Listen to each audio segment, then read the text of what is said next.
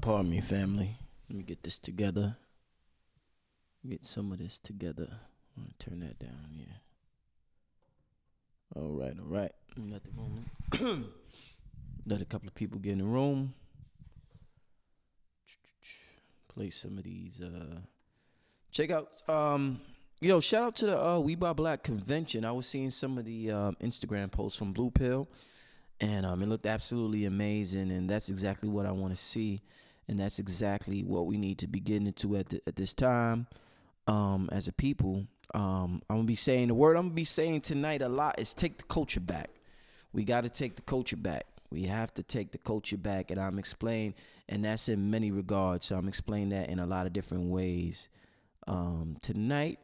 But I'm gonna shout out to everybody coming into the chat room tonight. Pure Flow, Tabitha West, Not Yet a Lost Generation, Peace Family Peace, peace to everybody filling in the chat room tonight. Before we get started, let me play some of these ads from these black businesses who have some spectacular products. Make sure you check it out, family.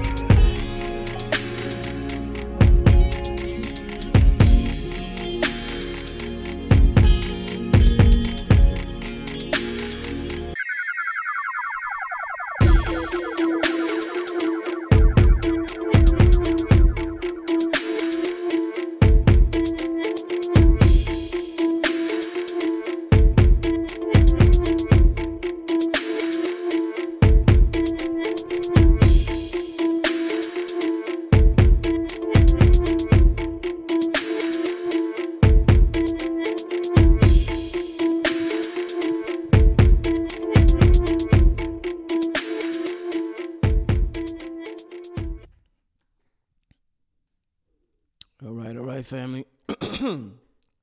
Shout out to Pure Flow with the $1.99 donation. It is greatly appreciated.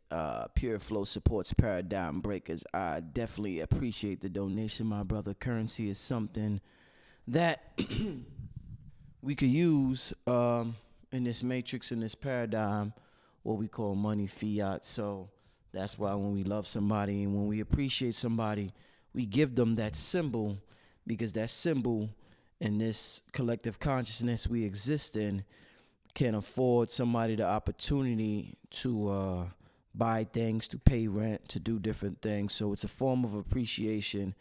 And let's get free. Yeah, I appreciate it. $20 donation. I definitely appreciate it. So like I just said, I definitely appreciate all the love and support. I'm going to just be talking tonight, family, just to let y'all know. I'm going to just be talking. This is going to be quick, probably about 45 minutes, something like that, but I want to share my thoughts. And I want to start promoting the lecture coming up in December. We got about a month to go, and I'm going to have a whole lineup next week. I'm going to have B.O.B., Panic's wife, Khadijah. I'm going to have Panic, Dr. Valentine. Next week, I want to be probably having somebody different every day of the week. Dealing with this lecture. So stay tuned next week. Alim Bey, A.A. Rashid. So stay tuned for all of them to come up next week. But this lecture coming up, very important. And not just this lecture, but the next few years of your life coming up, very important. We have this term, take the culture back. And I see somebody wrote, you need to share your thoughts more often, Brother Rich. I know. It's about Bobby, right? Because he transformed us all with his expressions. Yes, he did. Always good to, yeah, definitely. Yeah, I appreciate my chat room. My chat room, yo, and even my comments. Sometimes I was reading some of the comments from the video me and Blue just did about aliens and shit. Man, y'all some smart people, intelligent, spiritual people out there that are watching my channel. And I'm saying besides the trolls, because I don't even, you're gonna get that regardless. But in general, y'all give some great perspective, some great comments, and I appreciate it, man. It's definitely eye opening. Great criticism you give sometime, and I just definitely appreciate it. Where's Bobby today? Bobby's in Atlanta, in Georgia, either in Georgia or the Carolinas. I'm not sure. I haven't talked to Bobby's wife in a while. They just been quiet. I got a lot of love for them. I had a great relationship with Bobby. I'm gonna get into all that in a little while, but I want to start out by saying this right here, y'all. Macrocosm, microcosm. We're gonna get back into that in a little while, but I want to put this on the screen. First, December 16th, very, very important day in the history, in right now, in the history of what's going on, in the history of the world. Y'all know what I'm trying to say, but very important day right now, and as far as the current times is concerned, as far as social media, as far as what's going on metaphysically, physically. They got the only thing left is to have control over your subconscious and your conscious mind, man. That's the only thing left. Control over your emotions, control over the way you react, control over the way you think. I realized how much of a spell our people was under when the midterms, the elections came out. And I seen people do things just because other people were doing it, because it was popular to do it. And voting is, if you want to vote, that's perfectly fine, because you invest your energy wherever you want to invest it. But if you do something just because you see everybody else doing it, and just because social media put that pressure on your ass, then I know how powerful the internet is. The internet showed me how powerful it was. So a lot of things that got to be addressed.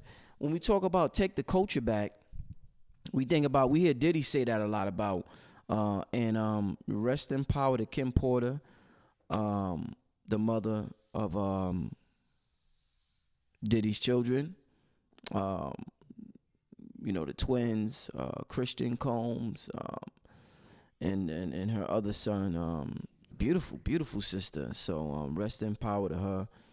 I know how it feels to lose a mother at an early age. I lost my mother when I was 25 or 26, and that shit ain't no joke. So I could only imagine what that family is going through. You know what I'm saying? Especially, it's just hard. That's mama. You know what I'm saying? You lose mama, that's mama. You know what I'm saying? We look at mama like God in the black community. You know what I'm saying? That's why most of the times Big Mama ran the house. No matter how many men were in the house, Big Mama ran it, because we looked at mama as God, and her word was God's word. So I know how it is to lose a mother at an early age, and I just wish that family, blessings and nothing but, good vibes, and that they may, make it through whatever's going on, because I know how that feels personally. What's going on? Somebody wrote, history isn't as important as authorship of your now. I definitely agree. Great point. Like I said, I just finished saying I got a smart chat room. I definitely agree. History is, we can use history as a learning tool and see how they thought and their perspective, and to help us form our own perspective, just like we look at television, or we look at our neighbors, or we look at our family or friends, and we learn from their experience. Because the thing is to learn from experience, so you won't have to go through it. So you learn from other people's experience. So if I see somebody selling drugs on the street and I see it hurting people and I see the consequences of that, I don't go through that, because I learned from their experience. So history is used to learn from their experience, so that we won't have to go through from what our ancestors went through. But it's definitely not as important as our now. So you don't want to get caught too much in history, because a lot of people get caught and stuck in that time loop or in that time period, and they never advance past it. So like I said, I got a very smart chat room. Very smart people view this channel. I appreciate all the comments. I don't get a chance to read it all the time because there's just so many comments. But Yeah, not to be repeated nor emulated, God. Right. So, what I want to touch on today is the fact that take back our culture expands. See, the thing is, you got to understand what we've been through. This life is a movie, right? Life is a movie. In this movie we call life, the experience, the so-called black experience here in America, we lost. We didn't just go into slavery and bondage or whatever. We lost our whole culture, our whole way of thinking, our language. We lost everything. So with that, we have to regain so much back once we regain knowledge of ourselves. So it's not just, I hear people say, yo, they control hip hop. We got to take our culture back because it's the most dominant culture in the world. And that's no surprise. We know who we are. It's no coincidence that we have the most dominant culture in the world, and we happen to be the most oppressed people in the world. The darker you are in this world, no matter where you are, oppression is being taken place. It goes from lightest to darkest. It's a system that has been instituted globally. So, and that's part of the collective consciousness right now. So for the people who are the most oppressed globally to have a culture that is the most dominant globally, that says a lot about those people, man. That says a lot about those people, man. So I want to give appreciation to the genius within ourselves to come up with a culture. And I'm not going to criticize my people and say, we should own this, we should be billionaire. Okay, it's all right. It's all right. We're going to get there. It's part of the movie. We're going to get there. It's all part of the movie. The reason why when I interview people, I'm not judgmental and I don't knock people's belief systems, because all this is part of the movie. You know what I'm saying? When you watch a movie and it's interesting because there's so many different dynamics to the movie. Some people get mad at Sonetta for the debates and all that. All that shit is part of the movie. All of that is part of the movie, man. So I'm not offended. Of course I'm mad when something happens to me personally, or my family, or my mother passed away or whatever. Of course I'm mad at that, but there's a deeper level of understanding that, after the tears come and it go, I understand things on a deeper level. But this shit is a movie, man, and we got to stop getting offended by it. And I'm going to tell you why we got to stop getting offended by people or things or something like that. There's something, I'm going to be jumping, when Bobby taught, he said, Bobby used to jump all over the place, Bobby Hemmitt. And he used to always say, that's how melanin is. It's chaotic. I'll be all over the place. It's chaotic. So I will be on my melanin itch tonight because it's chaotic. Shout out to King Simon in the room. I seen King Simon in the room. Shout out to him. I might even call King Simon in a little while. So King Simon, I might even call you in a little while just to support me on this topic right now. I'm promoting the lecture, and I'm also, the reason why I'm talking about Bobby, because Bobby was a huge influence on me esoterically, in terms of the occult, in terms of metaphysics, in terms of spirituality. So for me to put together something like this is the biggest event I have ever put together on a metaphysical level. It's being followed by a documentary, the God Frequency documentary, and that's coming out in the middle of next year. And I already got Phil on it. I already got Dr. Valentine. I already got B.O.B. on it. B.O.B.'s on the documentary. I already got Panic on the documentary. I already got A.A. Rashid on the documentary. And it's a lot of people that you're going to be surprised that are on the documentary that you wouldn't even think watch this channel. But they do. So just stay tuned for that. But there's people that you think, damn, that nigga watch Brother Rich? Yeah. So there's a lot of people that's going to be on this documentary that you will be surprised that watch Brother Rich and love and support Brother Rich. So it's going to be dope. But the reason why I'm able to do this, there's a brother who wasn't scared to come out with this esoteric information and this occult information and teach it to the masses, whether it was right or wrong. Or a lot of people think what Bobby did was wrong. It should have just been for people that was in a particular system, just for people that was part of the Yoruba or part of the secret societies, or that was a Freemason, or that was this or that. And some of them, the master teachers thought that Bobby should not have told the people what he told the people, regardless of whether we was able to utilize it or not. What Bobby taught us, shit, man. I mean, you had to go through some shit back in the day to learn that.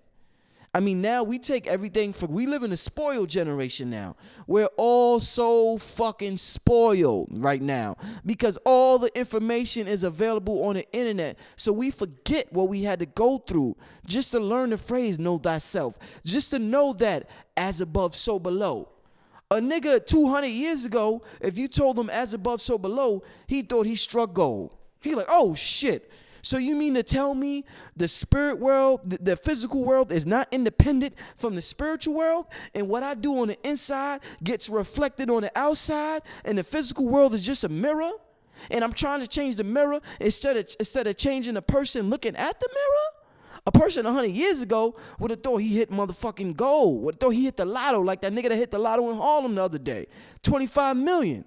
But now we don't think we hit the lotto no more because it's flooded. If you can't beat them, join them. So you know what they said? They say, you know what?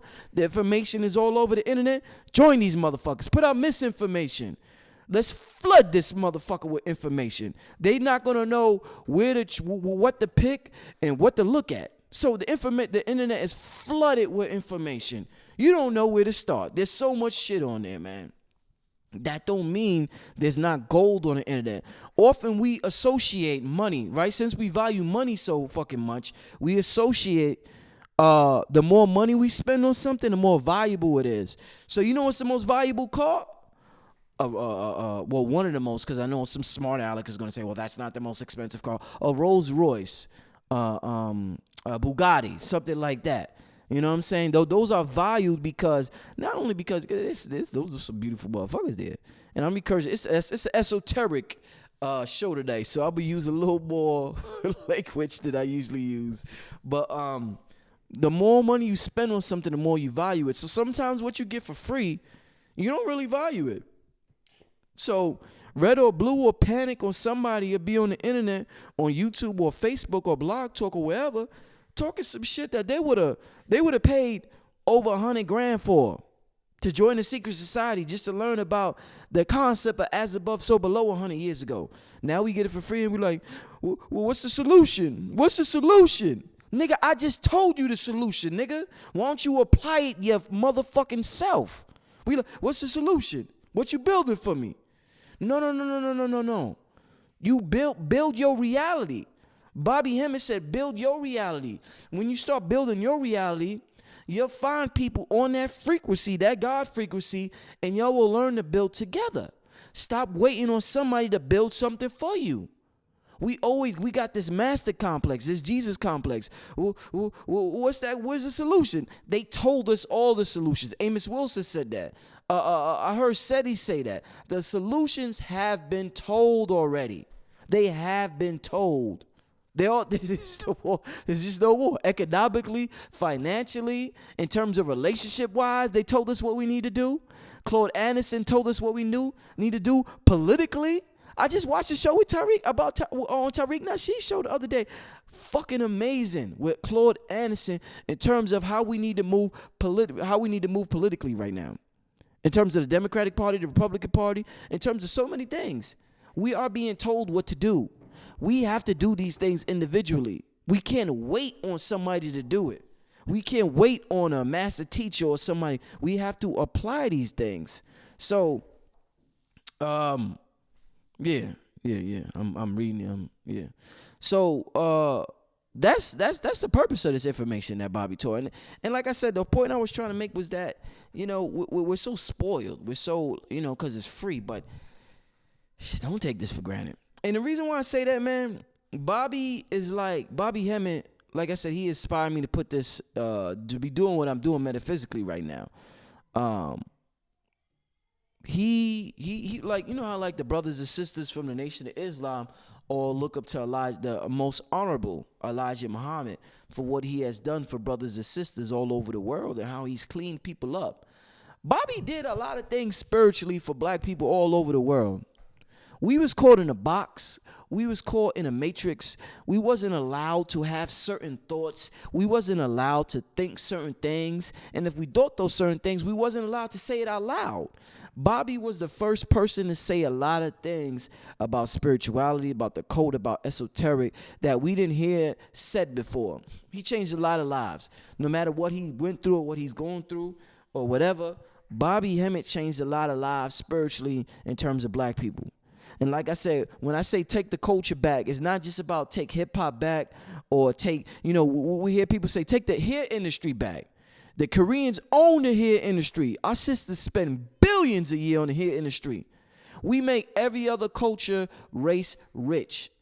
And I'm talking from a movie level. When I talk tonight, it's esoterically. I understand that we're souls and we're spirits. But this is a fucking movie, and I'm going to play my part. So I understand that technically, technically I'm not black. Technically, I'm a soul. I'm infinite. I'm infinity. I'm infinite. I'm infinity. You know what I'm saying? I'm God consciousness technically, but I came down here to play a role. So in my role as a black man in America, I'm here my part of my role is to tell my people that look like me, that we have been bamboozled, led astray, and to take our culture back. That don't mean we don't like anybody or we hate anybody. That just means that something has been taken from us, and we should take control over certain industries, whether it's the hair industry, whether it's the hip-hop industry. And now what I'm trying to push is the esoteric industry. Take our culture back. This is our shit. When you hear them say New Age, when you go into Barnes & Noble, when you go into any bookstore and they say New Age info, nah, it ain't New Age. This is our shit. This is our shit. That's my shit. When I heard about the Sirius Star Constellation family, I was probably 20 years old. I heard about it.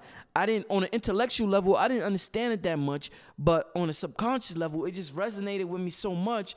It led me to join Booker T. Coleman before he changed his name to Kaba Hiawatha. I hope I'm pronouncing it right. It led me to go to his class. He had a class at the time in Harlem. I went to his class to learn about the Dogon and the Sirius constellation in Harlem at the Dempsey Center, I believe it was. And I went to his class. I think it was for a month or something like that or whatever. I learned about the Sirius constellation. I learned how to spot it in the sky. I learned when it appears in the sky in New York. And ever since then, since I was 20 years old, I never stopped looking at it. I never stopped talking to it. I never stopped communicating with it. I'm obsessed with it. When I was 23 years old, I got with my girlfriend. I talked constantly to her about the Sirius Star constellation. She thought I was fucking crazy at first because obviously she never heard of it. She's 3 years younger than me. She was 20 at the time. And she's like, why this nigga keep talking about this star? And I just kept talking about this star. And when I go through problems, I would go to Central Park because I lived in Harlem at the time. And I would look at that star. First I would look for it. When I looked for it and I found it, I would get a sense of relief. Once I got that sense of relief, for whatever reason, I didn't understand it intellectually, but I got that sense of relief. I would talk to it and I would communicate with it. And I would tell them what I'm going through down here, how this shit ain't no joke down here. And I need assistance or whatever the fuck I was talking to that star about, and I will always get the answers to any problem I ever had.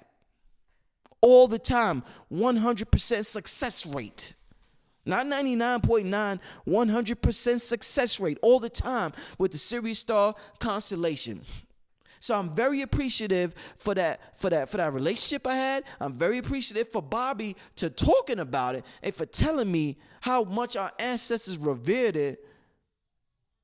For telling me about the Dogon, because he had lectures about the Dogon, I think from 19. Shit, I wish King Simon, you gotta verify for this for me. I think his first lecture was about the Dogon or something. Am I right, or was it Human Artificial? Because he had a lecture, Human Artificial, about the origin of the white race, and that was one of his first lectures. But I know one of his first ones was on the series, the Dogon series, because it's so important. That's home. That's home, man. We the aliens. We visited. We visited in via projection. Via projection. We're not even technically here. Via projection, via illusion, via hallucination. Our God mind is hallucinating that we hear. This is just a hallucination. And when enough people hallucinate on something, it's called reality. So guess what? They do in the media. Or the movies. They hallucinate some shit that didn't happen. And when enough of us hallucinated, we created, and they said, well, that's reality. Ain't no motherfucking reality. Nothing never existed. It's all hallucination. But when enough people, just because one guy hallucinate a spaceship and another guy hallucinate a snake, that don't mean one is crazy and one's not. He just got a different hallucinate. But we associate numbers. You know what they say, men lie, women lie, numbers don't. So if enough of us hallucinate an alien ship coming down tomorrow, we'll say aliens landed because enough of us seen it. But if only 5 of us see it, they'll say, them 5 niggas is crazy. No, them 5 niggas ain't crazy. They just tapped into a different frequency. It's all frequencies down here, family. And the frequencies, the trick is that it's infinite possibilities. Infinite frequencies. We could imagine anything. That's why people could experience anything. I used to get mad at the Jesus story, but then once it's like different phases you go through in consciousness. I loved Jesus when I was young, when I was Christian.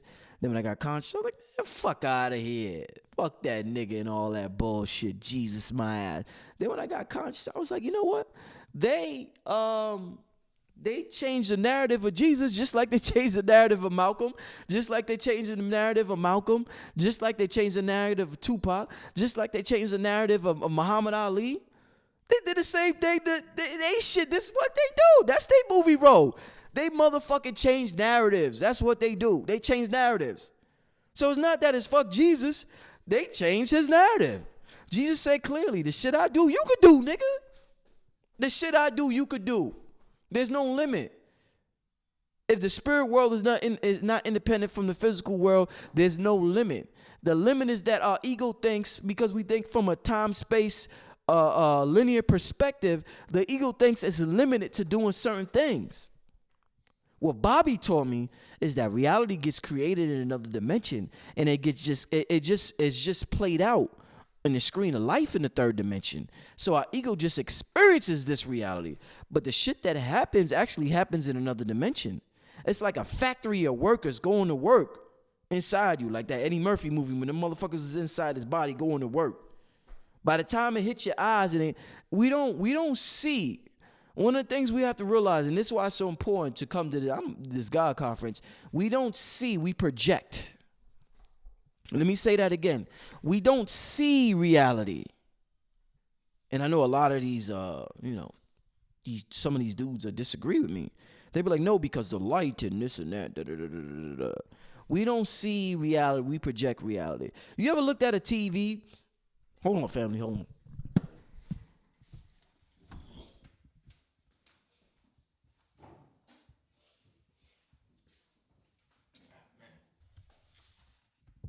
Yeah, I had to spit. Woke up this morning with a little phlegm in me. Started snowing in New York out the blue yesterday, man. I had to. Shit, my car was all in. I ain't gonna talk about that, but man, listen. But yeah, New York got hit with an unexpected snowstorm the other day. Got caught out in the snow the other day, but it's all good now. We got crippled by 6 inches of snow, family, the so-called greatest city in the world, because the meteorologists don't know what the fuck is going on. Ain't that something? De Blasio, our mayor, had to end up firing people and shit. Like, it was funny, man. I was entertained to watch the news those couple of days. They started firing people and shit. The meteorologist was getting scolded on live on air about why they didn't get it right. Kids got stranded on school buses. It was crazy, but that's just a part of. We're gonna get to see more of that, because the weather is gonna be unpredictable, and the technology we have to predict the weather, it's kind of outdated at this point. So, it is what it is. Forgot my point. What point I was making, family? Shit, I forgot my point. Physics. Let me look at the chat room. I got a lot of people. They control the weather, but they don't control the weather. I from what I read from there's a book by Jane. Oh man, what's her name? Not Bashar. I'm gonna leave the weather thing alone. I'm gonna let somebody more qualified speak on it. Sometimes you know things, but you don't know how to articulate it. I read a lot of good information on the weather and how we manipulate, control the weather via a lot of things happen because of our emotions. Our emotions create a certain atmosphere, create a certain temperature, create a certain climate. That's why sometimes the way a group of people think they could create a certain climate where they are. And the Indians knew about certain rain dances, and they would just invoke. They would get it to rain. But yeah, I would have to get somebody more qualified to talk on the weather.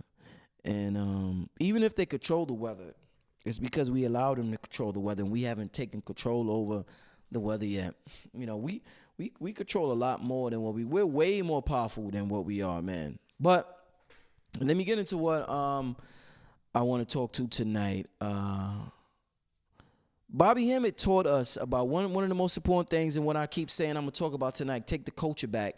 Bobby Hemmitt taught us that the whites, because of what we went through as a people, going back to what I said earlier, you know, I go on these rants and shit. You know, we lost our culture, right? And it's not just about hip hop and the hair industry and this and that. We lost the culture of our esoteric sciences, and we knew we would lose it. So one of the things he taught was that esoterically, you know, we taught white people on purpose. It's not that they just deboed our shit and took it and this. We taught them because we understand that this shit is a movie, and there's a golden age, there's a silver age, there's a bronze age. We rule during the golden age. During the bronze age, we not as strong. During the age of Pisces, we might not be as strong as the age of Aquarius or the age of whatever. And we understand how this thing goes down. There's seasons. Just like right now, you understand when winter comes, it's going to be cold, the precipitation. Or when summer comes, the weather's going to be a certain temperature. There's a certain climate in the air with people when these ages come. And it's just like you understand automatically about the seasons, we used to understand automatically about these ages. So we knew that winter was coming. You hear about the Game of Thrones? What our ancestors said, nigga, winter's coming. The crackers is coming. Winter is coming. What you see in Game of Thrones? The motherfuckers is white as snow. They white like a motherfucker. And they be like, winter's coming.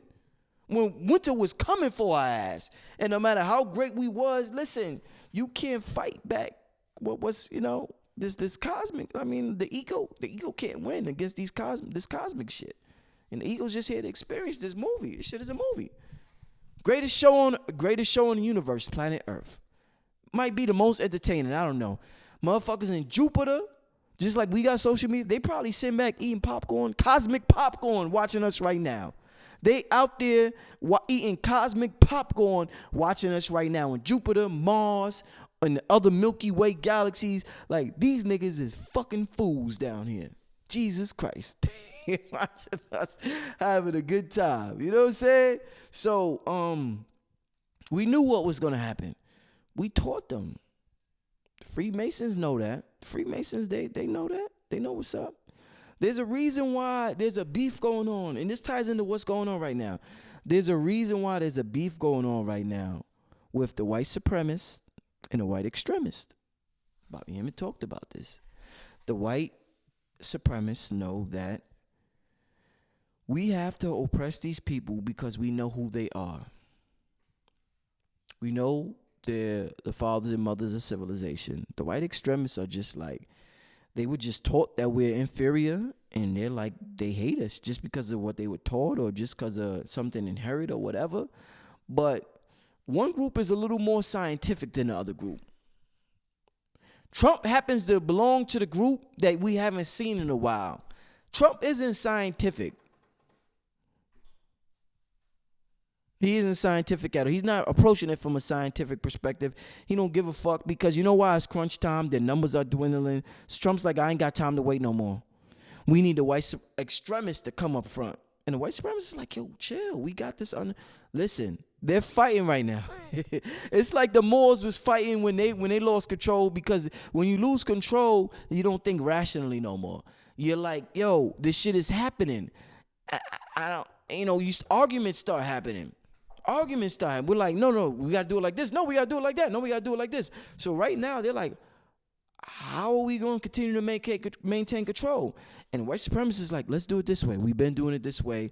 We integrated the niggas into society. It worked. We put them to sleep. We told them they were Democrats. We gave them a party to associate themselves with. We told them they were they're equal, this and that. And the extremists is like, all right, I don't have time to wait on that shit no more. We're losing. We're winning, but we're losing at the same time. That's how they feel. The white extremists feel like we're winning, but we're losing at the same time. We're obviously ahead when it comes to economics and all that, but we're losing because we think we have foresight. We think 100 years ahead of time, and by 2050, we're going to be the minority, and all is the browning of America. So they're like, we don't have time to use these slow tactics no more. So they're fighting on a solution about how to maintain power, but that's not even our fight. Just enjoy it. Let them do what they do. That's part of the movie. It's part, just like it was part of the movie when we fell. And they sat back and they watched us fell and they was like, who, me? Oh, I get to have all this knowledge? Okay, Mr. Black Man. Okay, Mr. God. Okay, I'll give it back to you. Yeah, I'll give it back to you 1,000 years from now. What you say? You gonna teach me about as above, so below? Just make sure I give it back to you 1,000 years from now. Yeah, I'll give it back 1,000 years. My great grandchild will give it back to you 1,000 years from now. Sure, no problem. And they're like, fuck out of here. I ain't never going back to them caves or wherever. You know what I'm saying? So it's like I'm telling you, it's some interesting shit if we look at it from a bird's eye view. Instead of the you know, if we look at it from a bird's eye view, it's some interesting shit, man. So we taught them. Bobby taught us that. They're the custodians. And shout out, white people have done a great job. Not teaching us the knowledge, but preserving. They're hell of custodians. You ever watch National Geographic? Ain't nobody gonna do the shit that they do.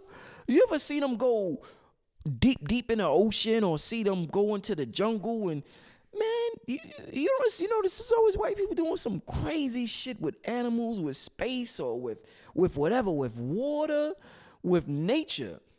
And I guess they're the youngest race, so they're like, listen, they're so curious and they're so ambitious. They got so much ambition, you know. They and when I say just because you're a younger race, don't mean you're inferior. They're good at what they're good at. We're good at what we're good at. Just like men and women. Men are good at what they're good at. Women are good at what they're good at. You know, physically, men are strong. And there's certain ways that men can never compete with women. It could be on an intellectual level. Like a lot of businesses are run secretly by women. A lot of businesses. It may be a man at the top, but a lot of businesses is run by women. Even if you don't see the woman at the top, they're being run by women, the brains of a woman. So there's ways, and then I'm not saying to say, Brother Rich said women are smarter than men. Well, in some ways they are. It is what it is. Just like in some ways we more advanced, but people are good at what they're good at. So white people, they're good at what they're good at. We good at what we good at. But as far as custodians, they do things that we wouldn't do. They go places that we wouldn't go. They take risks that we wouldn't take. They jump off planes we wouldn't jump off. They jump off cliffs we wouldn't jump off. They go to altitudes we wouldn't go to. Because I don't know if it's because we've been here so long. We're like, man, fuck that shit, man. I ain't going there. But listen, they do what we wouldn't do in a lot of cases. So they have been great custodians with information, even if they did not want to share with us. When they shared it amongst themselves, like David Icke, like Aleister Crowley, or like whoever, we got enough of it to decipher it and apply it to ourselves. So what happened was they were the custodians. Obviously, they didn't live up to the bargain. And they didn't teach us, or they didn't preserve it for us. They took it and ran with it. But it's there enough. Our genetic memory is able to pick up what they're teaching amongst themselves and make discernments. And make and draw conclusions and draw differences and say, wait a minute, that don't sound right. We got just enough left over from us teaching them, just like we thought it would be thousands of years ago. This is what we call a nigga like me today talking to myself that the past meets the future. You ever seen the movies where the past meets the future? My past self dropped some shit off, and my future self or my present self is picking it up right now and saying thank you to my past self. You know what I'm saying? I appreciate what I asked for teaching the European what they taught, allowing them to be the custodians, because somebody had to preserve it. We was dying. Niggas is dead. Dead. What? We was dying, and that's how it's supposed to be. That's how this movie is supposed to be played out. So, they picked it up. They the young race. They ambitious. They got energy. They moving. They running. You ever seen a runner run 20 miles that a nigga just start running? Shit, that nigga that just start running, he good. His legs is good. Our legs is weak. European legs are strong. Give it to him. Pass it to him. You'll hold on to it enough for us to pick it back up eventually. We are picking it back up now. I need my culture back. I need my shit back. It ain't new age. This is my ancestor shit. I need my shit back. That's what we're saying. When we have this God Frequency Conference, listen, if you can't make it there in person, get the live stream. Get the live stream. But we need our shit back.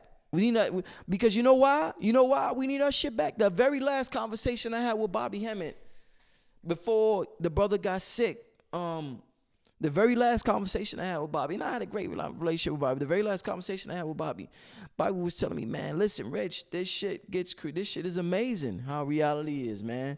He was telling me about how reality happens. It's created in the fourth dimension, and it just happens here. And I didn't quite understand everything he was talking about then, but obviously I understand it now. Obviously I understand it now. And I understand how this shit. You know what reality is like? You know what this is like? This is like, because it all happens in your mind. Reality is 99.9%, 100% mental. It all happens in your mind, but it just gets played out physically. So everything you're doing right now, you could lift your arm, you could lift your leg, you could go have sex with your girlfriend right now, or go have sex with your boyfriend right now, or do whatever the fuck it is you're gonna do tonight, because it's Saturday. What is today? Saturday night, 1 in the morning, sleep, eat popcorn, I don't know, smoke some weed. Whatever it is you're gonna do right now, you already did it in your mind, and it's just being played out right now on the TV screen called life. So we need to focus more. We need to think about our mind. It's all mental. We need to understand that there's no limits.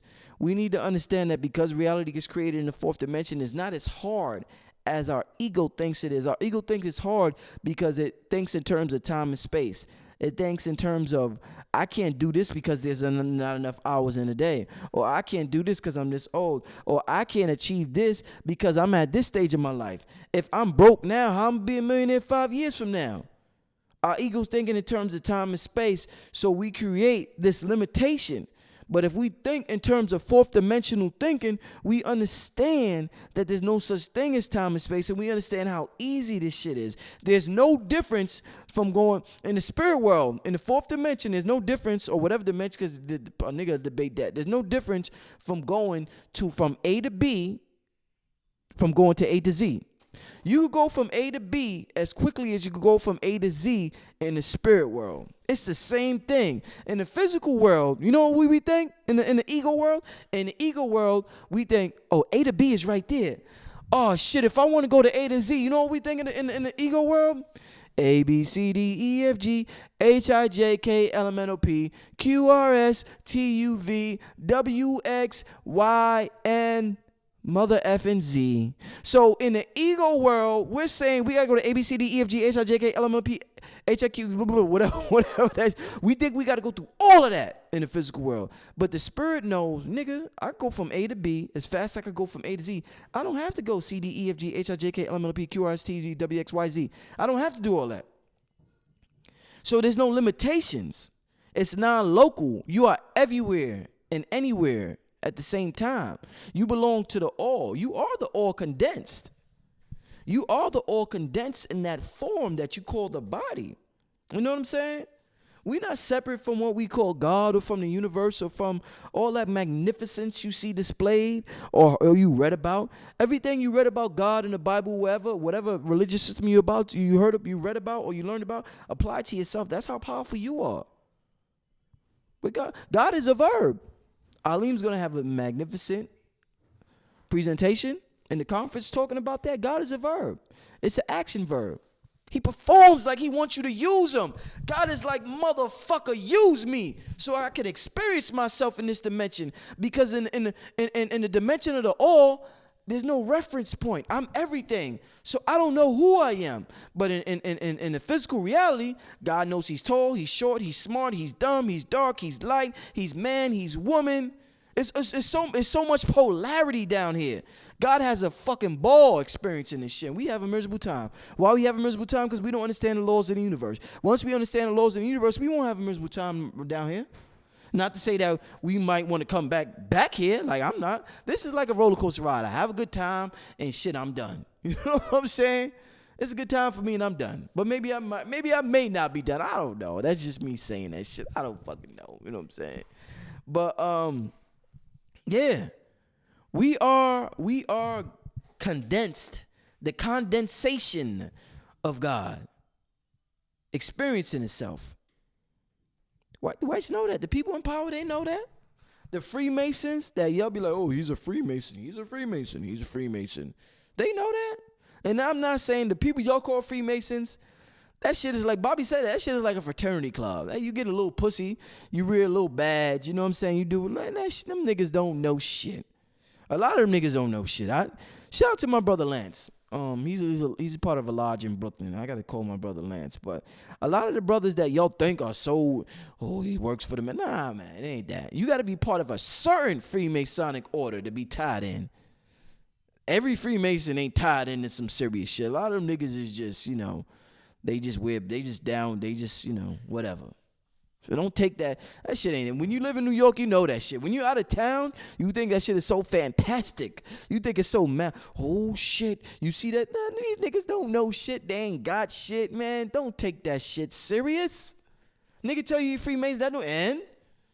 Nigga got that badge on his car, end. Talk to them about some real esoteric shit. They be like, nigga, what the fuck what are you talking about? You be like, oh, I thought you was a Freemason.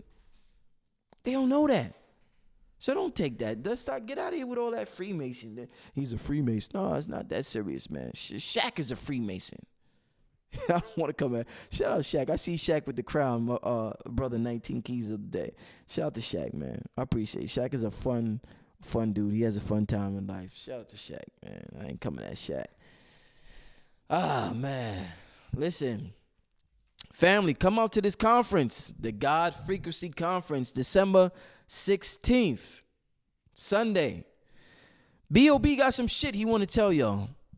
He's been a part of the industry for a long time. He's seen the world. He's seen parts of the world that a lot of us will never see. And you know what? There's something about this esoteric information that draws it to him. Regardless of what else he's seen in life. And it's like that with a lot of them. Will Smith, a lot of people, man, listen.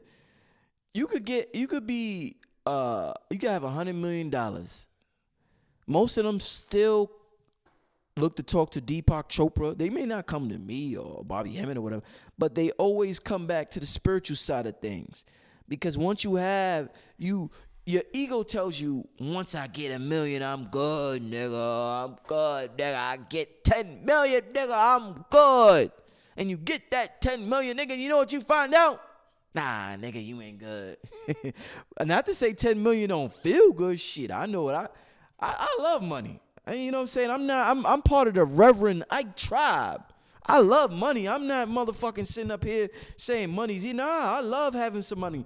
I'm far from broke. My name is Rich, for goodness sake. For a reason. Far from broke. I love money. I'm not saying that. But what I'm saying, it ain't the end all be all.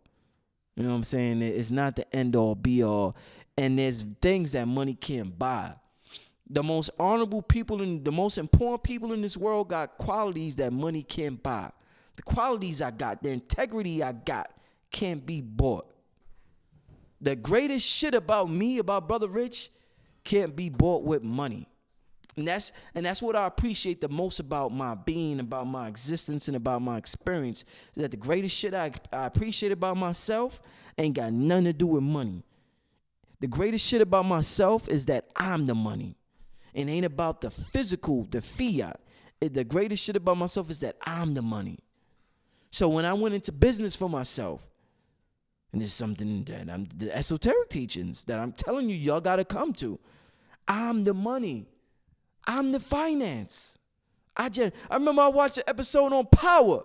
Nigga, I was watching Power, right? I was watching Power. The white dude, let me see, who watched Power in here? Who watched Power in here? The white dude, Ghost is running the clubs. Ghost was doing his thing with the clubs. The white dude, you know, just like when you outside of the culture, he's like, he had the bag. He like, yo, he wanted to get down with Ghost, and he wanted Ghost to work with him. And eventually he told Ghost, he was like, yo, what's the secret to success? How do you do this? I need, what's the secret? And Ghost did tell him, he kept asking, Ghost, what that Ghost said, I'm the secret. I'm the motherfucking secret to success. So when a motherfucker asks me, yo, Rich, what's the secret to this or what's that? My life is pretty good. It's pretty good. I'm happy. I got things. I just finished arguing with my girl last week. It's all good. Not to say that I ain't got things I got to deal with. I'm the motherfucking secret to my success, though. Me. I'm the formula. I think Ghost said he's the formula. I think he asked Ghost, what's the formula? I'm the motherfucking formula. And you know what that makes me think about? We talk all this law of attraction shit, all this affirmation shit, but when we see somebody in real time display it, we get uncomfortable. I was watching, and I learned one of the things Bobby taught was that you don't throw the baby out with the bathwater. So you learn from everything. You learn from everything. So you know who I learned from the other day? Well, not learned from, who reminded me of some of my teachings the other day? Tekashi 6ix9ine. This motherfucker here. Y'all will say, this nigga Tekashi, this rainbow-colored, ignorant motherfucker here. Fake blood. Y'all go down a lot. Listen, he reminded me of something. I'm watching him throughout the year. I'm watching how confident he talks and what he says. And yo, this is gonna be the #1 show on the Breakfast Club. Yo, I'm going #1. Yo, he talks so much shit. And we know people that talk that much shit before. We know about Muhammad Ali and all that. Hold on. Yeah, we know about Muhammad Ali and all that. Every time we get somebody who's boisterous and talks a ton of shit, Mayweather included. Shout out to Motivation Mikey for the donation. I appreciate. Yeah, family, we in here heavy, man. This is the esoteric crowd, man. Y'all gotta show some support, man. This shit is gold. What we talking about, man? This connection, this as above, so below connection. We got this God frequency talk. This is gold, man. Show some support, man, in this chat room. The Cash App, if you want to do Cash App, it's $ Black Magic 363. The same way the channel is spelled. But I heard Tekashi talk about, he was talking his shit, and a lot of things he said was gonna happen. But the thing I noticed is that when he's saying it, he makes so many people uncomfortable, Charlemagne included. I notice how uncomfortable Charlemagne gets when Tekashi talks his shit. But I also hear Charlemagne say he's a student of the law of attraction. So it's like sometimes we're a student of it, but when we see somebody we don't expect or we don't like a certain delivery, sometimes we want things packaged in a certain way and it don't come in that way. And when what we want comes in a different package, we get upset. That's our ego. So Tekashi is demonstrating teachings that our ancients taught in real time, but it's not wrapped in a ribbon bow. It's not in a ribbon bow in the car that we want it to be. It comes in a guy that we associated with being gay, a guy that we associate with rainbow hair, a fake blood, this wannabe black dude that keeps saying nigga, that can't rap, that shouldn't be a part of our culture. But I look past all of that. In terms of learning, I look past that and I see that this man, obviously, he has shut down his intellect, because obviously everybody in his whole life has told him he could not be what he wanted to be. But there's something in him. Sometimes you ever met an ignorant motherfucker who's just so naive that they achieve success? A nigga will be so naive, he don't even think about shit, the problems that might come up. He may not, like sometimes you so smart, you could think of every problem in the motherfucking world and you prevent your success from happening to you. Sometimes niggas are so ignorant that they too ignorant to think about problems that may come their way. Like, nigga, you didn't graduate from elementary school. You don't. And nigga be like, nah, nigga, I'm good. Nigga, I'm being millionaire, nigga. And he just keeps saying, he be like, how do you think like that? And you analyze things and you think logically, and you like, what about this and that? And you could think of 50 things. And you be like, what about all of that? And you be like, nah, nigga, that don't mean shit, nigga. I'm good. And you be like, and then a nigga turn out to be successful, and in your mind, you have to attribute it to something. Luck, conspiracy, something. Because when our ego doesn't get our way, it uses definitions. It uses definitions like luck. It uses definitions like accident. It uses definitions like it's a conspiracy. And not to say that those things don't exist, but what I'm saying is those things are circumstantial. But behind the circumstantial things, the key thing is the belief in something. The key things is the knowing in something that something is going to happen. So this dude knows. This dude has an inner belief within him that he's going to have a certain amount of success, and whatever we think, it happens. He's a real-time example of it, man. Real-time example of it, man. So I definitely appreciate that vessel, the spirit for coming through that vessel and showing the many ways in which you could be successful, man. I definitely appreciate it, man. But like I said, man, Bobby taught us about, this is our shit. So this ain't no white shit. This ain't no spooky shit. This ain't no pseudo shit. This is our shit that was lost. We lost all of our shit. Hell of an experience being black in this world. This movie. Instead of saying world, I should say this movie. Hell of experience being black in this movie. But we lost all our shit, so we have to regain it. And during that process, there's so much debating about what should we take back and what should we leave behind. I don't want you, family, to leave this behind. December 16th, the God Frequency Conference. There's a frequency that you could tap into, family. I don't want you to leave behind because it's our shit. Our shit. Take back our culture, not just hip hop, not just here, not just we 90-something% of the basketball league, 90% of the football league, or we, we whatever we may know how to do. All the inventions that was taken from us and attributed to other people, Thomas Edison or whatever. Let's take back our shit. We are all that. We know how to tap into that great cosmic force. There's something I want to talk to you about that's going to be addressed in this conference. We have to start looking at ourselves as we use the word consciousness. We have to look at ourselves. We think of ourselves as a personality. So my name is Rich, right? Richard. My full name is Richard. Richard Merritt, right? That's my name, right? Richard Merritt. So my full name is Richard. And I may look at myself as a personality. Well, what's Richard's personality traits? We're not personalities. We should look at ourselves as not being a personality consciousness, but being an antenna consciousness. When you're in antenna consciousness, you're constantly being receptive to your God self, to the God frequency. So we're constantly, receiving these God messages or whatever. We gotta start looking at ourselves because the brain got magnetite, I think, in it or something, and it, we receive this cosmic shit, man. We literally antennas, man. We're like, you ever seen a radio? And I said this when I was talking to Red and Blue.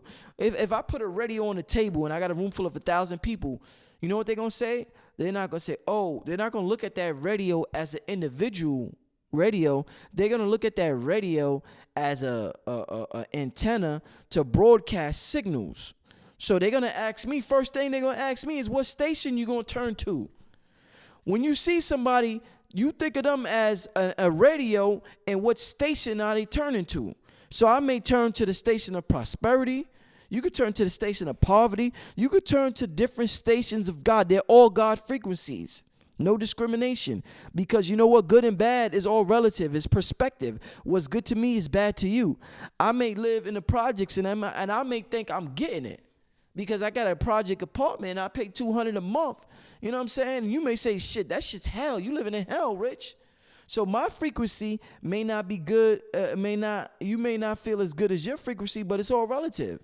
It's all relative. But we antennas, we that radio, man. We picking up on different signals, man. And the thing about it is, when you look at yourself as an antenna instead of a personality, when you read the book, The Four Agreements, they said don't take shit personal. One of our biggest problems we take, including me, I'm not exempt from it. I take shit personal sometimes. Well, if I care about you, I take shit personal. I don't take shit personal, people. If I care about you, that's the problem. If I care about them, love is like, to me, love is like the most, this is just personal. Love is like the most, sometimes it could be the most, it's the best thing in the Matrix, but it could be the worst thing in the Matrix, in this Matrix for me, because it ties me into it. So I may be, I may be free at heart, but because I love somebody, it kind of tames my fire. You don't want to move how you may not want to go out there doing things certain because you love somebody, and it stops you from doing certain things sometimes.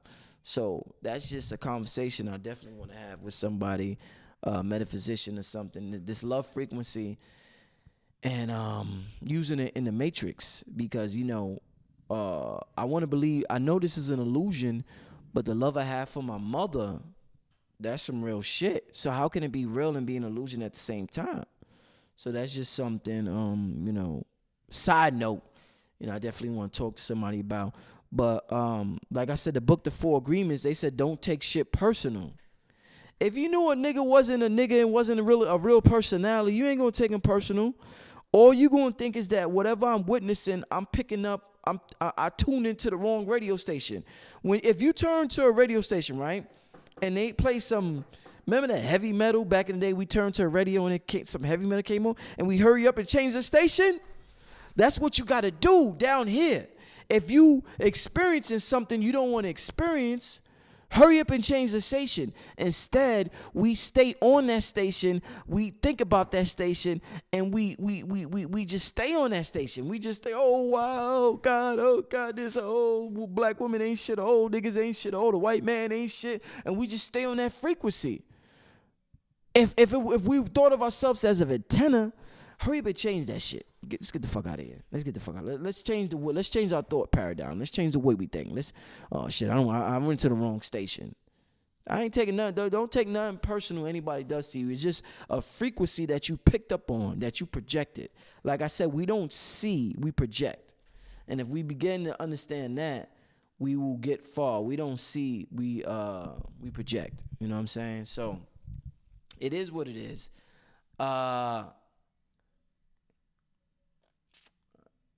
Where I'm getting at now. So like I said, yeah, God is a verb. Everything you did, God is doing. God is doing all of that.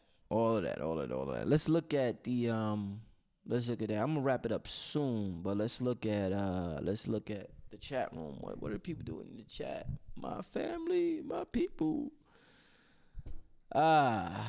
We must die before we die. Black culture is a whole station. None of them have talked to Bobby. Some people not involved. Serious Times Media. Yeah, well, I talked to Bobby. Not Bobby. I talked to Bobby's wife. Shout out to Bobby's wife. About 2 years ago, I would say. That was the last time. And when I talked to Serious Times, you know what? Shout out to Serious Times. They had the largest archive. And like I said, I've been a student of Bobby's for years. Keep having a spit, family. Hold on.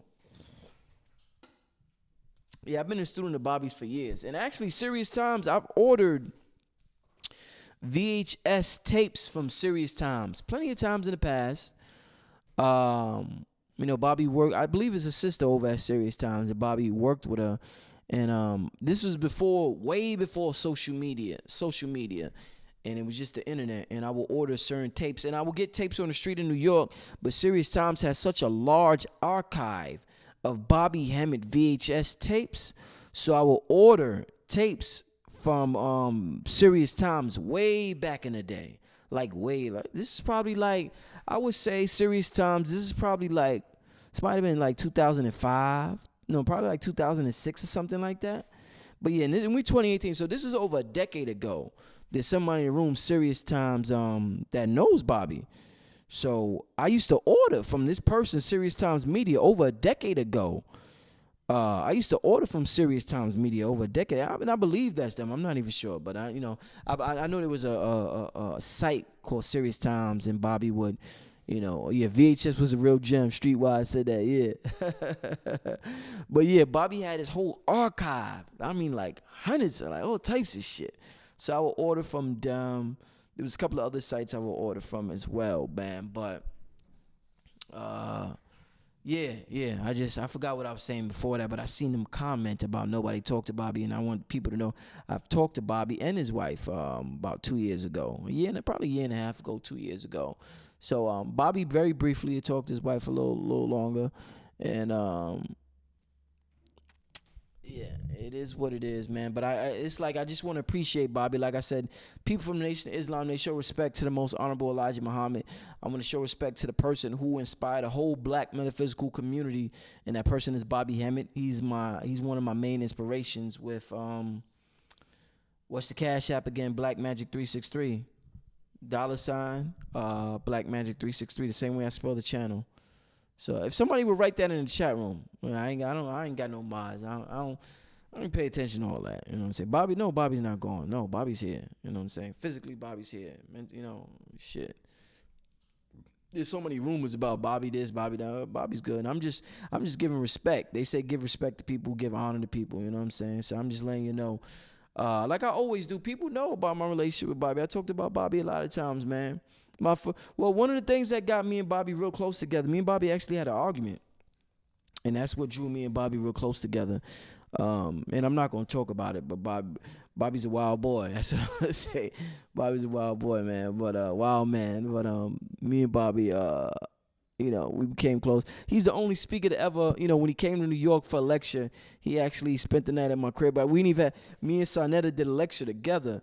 And instead of getting Bobby a hotel, Bobby said, nah, man, I could just crash at one of y'all cribs or whatever. He was that type of speaker, teacher. So I was like, cool, Bobby, you can stay with me. I got extra rooms or whatever. So I was staying with my girl at the time. My mother passed away a couple of years before, and it was me and my girl living together. I'm probably like 26 years old, and it was me and my girl living. We had like two extra rooms or whatever. So I'm like, yeah, Bobby, just come stay with me. Bobby stayed with me, man. And it was just like, we bonded, and Bobby was a cool dude, you know what I'm saying? Talked about a lot of stuff, man. Even before that on the phone, and even after that, like Bobby, he was just giving me a lot of advice spiritually, metaphysically, whatever. And he just always say, he would send me stuff like, yo, I'm gonna send this to you. I think you need this or whatever.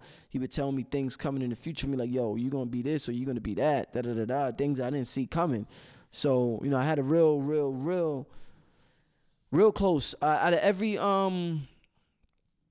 every speaker. Out of every speaker in what we call the conscious community, I had the closest relationship with Bobby. And everybody knows that. Everybody knows that who knows me. You know what I'm saying? They know, Sarnetta, Panic knows. Bobby talked to Panic about me before. Brother Shabazz knows. Bobby has talked to Shabazz about me. You know what I'm saying? I've had not to say that me and Bobby was the coolest dudes on the face of the earth. No, but we had a mutual respect for each other. We was cool with each other. Like I said, he came.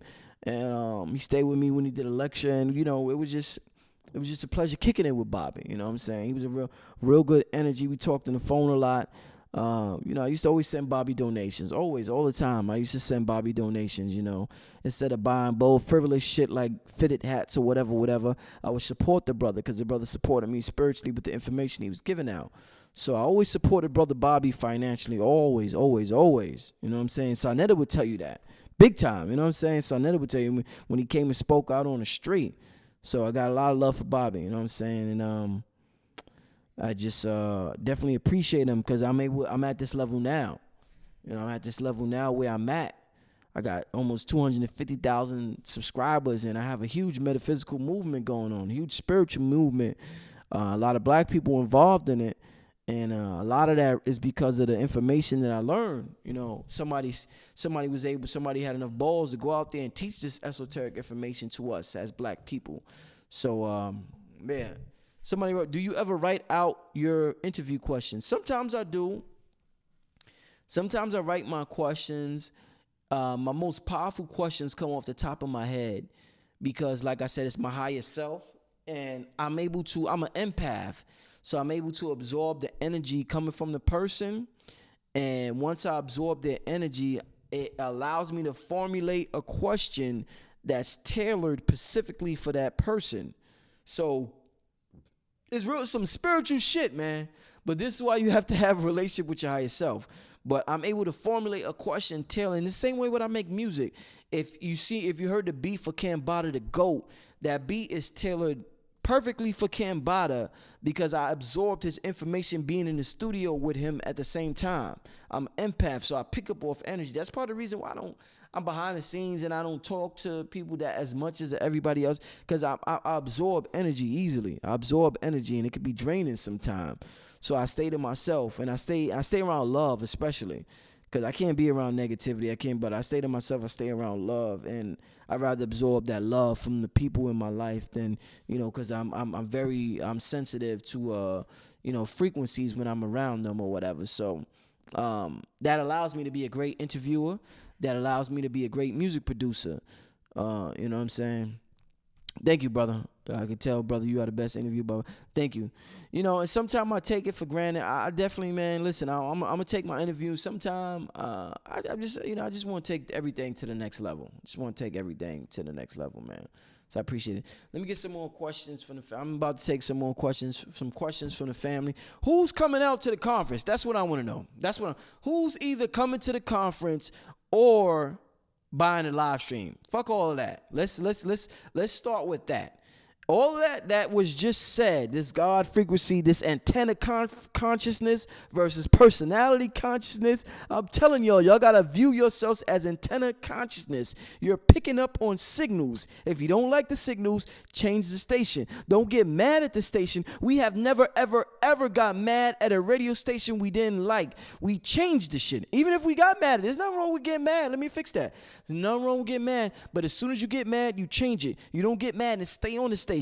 When we think of ourselves as a personality, we get mad and we stay on the station. Who the fuck does that? This is what our ancestors didn't do. You get mad real quick, fine, get mad. Say this nigga ain't shit, that bitch ain't shit, whatever the fuck it is you say underneath your breath when nobody's listening, say that. But then after you say that, let that anger out and change the station. We are antennas and we're picking up on all. God frequency is every frequency. There's no discrimination. Infinite possibilities. We think God frequency is something like $1 million. Or this. Listen, man. Listen. There's infinite possibilities out here. We're in the matrix. We're in the universe. Infinite possibilities. You can pick up on anything, man. Like I said with red and blue, this is why we think sometimes people are ahead of their time, or they went to the future. They didn't go in the future. They just tapped into the eternal now. The eternal now has everything that ever existed or everything that ever will exist. Everything that ever existed or ever will exist is in the eternal now. And we could tap into that right now. All of us. We come from that. There's no separation. It's an illusion that I'm separate from you or you separate from me. That's why I could think of you sometime and then you'll call me, or vice versa. We're all connected in a certain way. You know what I'm saying? So shit, man. Tap into that frequency. We got to be receptive. We got to listen. This is the point of meditation. Theta waves. Shit, I just had a son. My son is at a certain age right now where I talk to my son while he sleep. I teach my son while he sleep. I teach him the alphabets. I teach him his numbers. I teach him God consciousness while he sleep, because there's an aspect of him that's awake. And he's not like fighting and all of that. So I'm just like, he's calm, he's asleep now. I could teach him now. He's picking up on all that. We know we learn while we asleep. Scientists have put shit on our heads and observed the brain activity while we're sleeping. It's still moving. That's why sometimes, a lot of times I go to sleep, man. My girl be watching cartoons, some shit, family. I don't know why my girl's addicted to cartoons. My girl, because you know what? She be like, regular TV, such bullshit. She just watch cartoons sometimes. And I go to sleep, right? And she got some cartoon shit on. And I end up dreaming about some motherfucking cartoons. So it's like, whatever's going on outside, our brain is picking up on it. So even though I'm consciously asleep, my girl got some motherfucking cartoons on. All of a sudden, I'm dreaming I'm motherfucking Steven Universe or some shit like that. I don't know, whatever the fuck she watch. You know what I'm saying? Some cartoon shit that be on or whatever, you know what I'm saying? But we pick up on things even while we're sleeping. So keep that in mind, family. Keep that in mind. Yes. Yeah, we have to reprogram our children. We always, yeah. Yeah, we have to program our children ourselves. Shout out to my son, man. I love my son. Like there ain't a word to explain how much I love that little dude, man. Greatest thing ever, man. Greatest thing ever, man. I love that little dude, man. Ah, man. Appreciate the family for being in the building tonight. It's a little late. I'm about to get off the phone soon. The line soon. All right, like I said, because I start Electric Universe. Yeah, they got that Electric Universe theory out there. I think his name is Eric Doyle or something like that. I forget. But who is coming? If you said it already, I'm sorry I wasn't watching. I started running my mouth and shit. And when I run my mouth, I can't multitask that good, so I don't be reading comments. I just concentrate on running my mouth. So, you know what I'm saying? I might have missed what y'all said. But yeah. Shout out to everybody in the chat room, man. My son 5.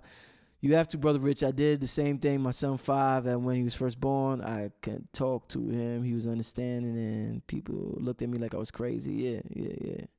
You should do this more often. Yeah. Yo, who's coming to the conference? Or who is watching the live stream? That's what I want to know. I'm going to write your names down. Because after this conference, I'm going to be like, listen, so-and-so, were you there? Who's coming to the, what's the ticket on live? It's on the screen. Don't, you saying what's the, Chris Coleman, what's the ticket on live stream? It's on the screen. usalivestream.com/GodFrequency. It's all right there. Who's coming to the conference and who is watching the live stream?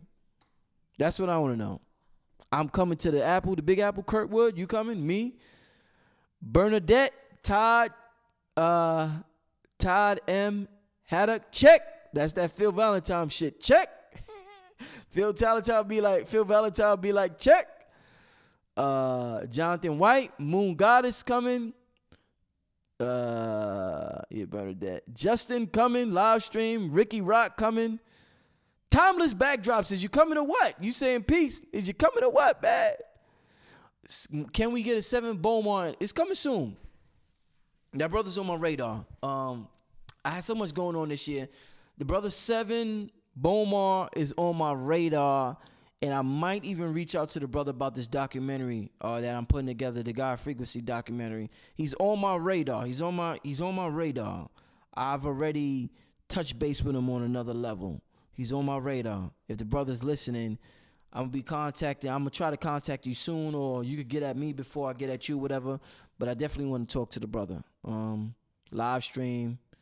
If my money come through, I'll watch, no doubt. I'm streaming Mr. Washington. I'm in the building. Yeah. Live stream from Orlando. Seisha Bly. Live stream. Can't wait for Panic and B.O.B. Yeah.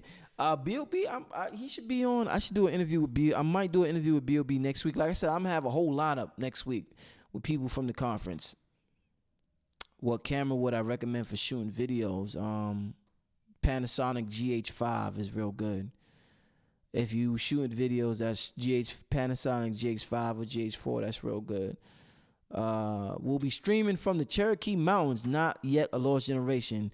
T-Flex streaming.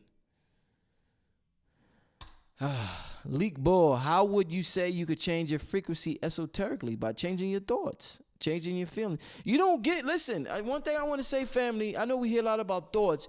You don't get what you think about. You get what you motherfucking feel. All right? This is what I need y'all to hear. And it's Black Magic 363, not 365. You got to get it right. If you want me to start answering questions, you got to get it right. You got to let me know that you know who I am and that you watch this channel. It's Black Magic 363, not 365. All right? 363. And I'm just messing with you while I'm saying that. But, you get the person, Leak Bull said, how could you change your frequency esoterically? Well, you get what you feel, not what you think. You could think about money and feel poor. That's the problem we have. We've been taught, say these mantras, nigga. Say I am Osiris 1,000 times. You say I'm Osiris, but you feel like a broke nigga from Chicago. That's what you're going to get, a broke nigga from Chicago. You say I'm rich, but you secretly thinking about that rent you can't pay. So that don't make no sense. And that's what we do. That's why it's hard sometimes, or it's kind of draining sometimes to say affirmations. And that's why people don't say them sometimes. It's draining to say something you don't believe in. So that's why affirmations don't work a lot of times. If they work, nigga, everybody will be getting it right now. Everybody will be good. Everybody have a woman, a man, everything. That shit don't work because people don't believe the shit they saying. You gotta believe the shit's not as easy as saying some words. Shit, life would be easy life would be boring if it was that easy. I am rich, I am rich, I am rich, I am rich. I am happily married, and the shit happened. Like, it'd be like feelingless. Nigga, you got to feel that shit, nigga. You can't just say words. The universe understands frequency, not words. That's why one word, you say a word, it can mean one thing to the universe. I say a word, it can mean another thing to the universe. You know what I'm saying? Words are just here. It's really about what you feel and with what you're saying. That's the vibe, you know, that's a certain vibration, you know, when you know what I'm saying? So that's that. All right. Let's get a couple of more questions.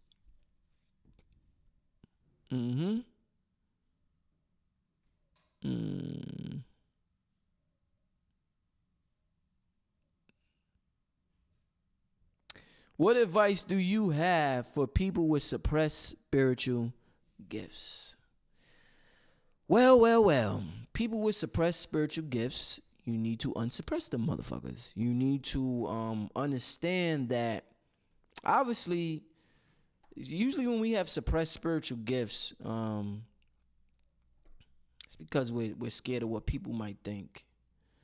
And we're scared about, you know, we don't want to be alone. A lot of times you don't want to be alone or you don't want to be called crazy. So I'm not saying you should display them. You should think about what makes you more happy. Your spiritual gifts or fitting in with society or fitting in with your family or, you know, whatever. Think about what makes you more happy. Does your spiritual gifts make you more happy or, you know, fitting in with people? You know, I'm not going to tell you, yeah, tell I ain't going to tell you tell everybody your spiritual gifts. Sometimes you should keep it to yourself sometime. I mean, shit. You don't have to, just because you don't tell people your spiritual gifts don't necessarily mean you suppress them. There are things that are meant to be to yourself. There's conversations and there's things that happen with me that nobody's meant to know. Not my girl, not my son, nobody, not my mama, nobody. It's just meant to be between me and my higher self.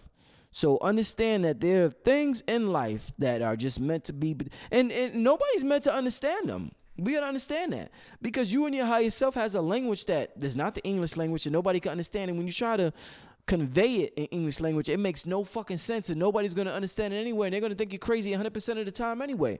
So there's things that's happening inside you that's only meant for you. It's not meant for Bobby Hemmitt. It's not meant for Brother Rich. It's not meant for Brother Panic. It's not meant for anybody. Keep that in mind. Keep that in mind. People need to look into Sophia, the creator. The Gnostic text. You know, it's funny you mentioned Sophia, the creator, the Gnostic text. Bobby Hemmitt, back, like I said, listen, Bobby was that nigga, man. The Nag Hammadi Library. Get that book. It deals with Sophia and Adelba, I forget the name. Oh, man, I haven't read it in so many years. I got to, like, so many things I got to brush up on. But get the book, The Nag Hammadi Library. And it deals with esoteric Christianity, the Gnostics, and it deals with all of that. Yeah, let me, Rich, how you get into doing interviews? Sarnetta gave me my entry into the game. That's why no matter what goes on, I got to get the brother respect. My first interview was with Sarnetta and Aline Bay. It was called The Dark Side in the Underworld, coincidentally. My first interview ever was on a video, and it was called The Dark Side in the Underworld. And I told Sarnetta, I was just like, yo, I was just, you know, you got what you're good at, you feel inside. You feel it. The shit's calling you. Whatever you good at, that shit is talking you constantly inside. And I just had the thought inside. I'm like, yo, I think I could be good at doing interviews. I just always had the thought. I was like, yo, I could ask good questions. Yeah, I think I could ask good questions. And I just always thought that in my mind since I was young.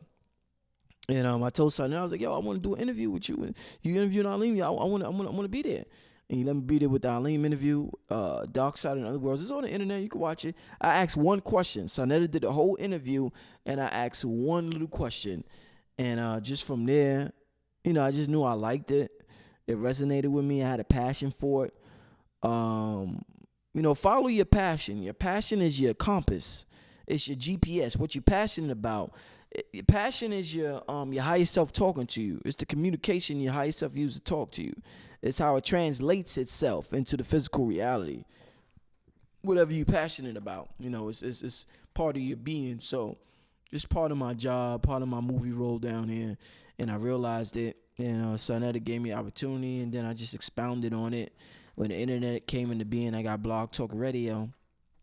And actually, I was actually going through something personal when I was 30. They say 30 is when I turned 30, they say that's your Saturn return. And I was just personally going through things in my life internally. And I stopped doing Blog Talk Radio. I didn't want to do it no more because it was so... Hold on, family. Hold on.